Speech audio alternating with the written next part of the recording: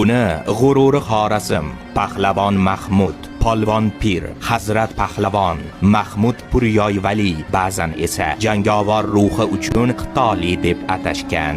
Ammo xalqlar qalbida, ayniqsa Muborak Xorazm eli qalbida u chinmardlik va donishmandlik timsoli bo'lib qolgan.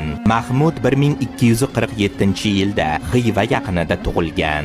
Asli urganchlik bo'lgan bu Xorazm o'g'loni yoshligidan pahlavonligi bilan dovruq qozongan. U Hindistonga borib kurashlarda yengilmas pahlavon sifatida tanilgan. Hatto Hindiston podshohini o'limdan qutqarib, minglab xorazmlik asirlarni ozod etib, vataniga qaytargan. Futuvatning ruhi va rahnamosi sifatida ham shuhrat qozongan. Shoir sifatida u fors tojik tilida yuzlab falsafiy va lirik ruboiylar bitgan. Uning she'rlari teran mushohada ruhi bilan ajralib turadi. Pahlavon Mahmudning maqbarasi Xivada bunyod etilib, bu joy qadimiy osori atiqa sifatida hanuz ziyorat qilinadi. Tarixiy manbalarda uni Kanzul Haqoyiq nomli masnaviyning muallifi sifatida ham eslashadi. Mahmud hayotida Hindistondagi urushlarda faqat shaxsiy manfaatni emas, balki el yurt manfaatini himoya qilgani uning vatanparvarlik timsoli ekanini ko'rsatadi. U o'z davrining mashhur juvonmardlari va sofiylari qatorida insonparvarlik, saxovat,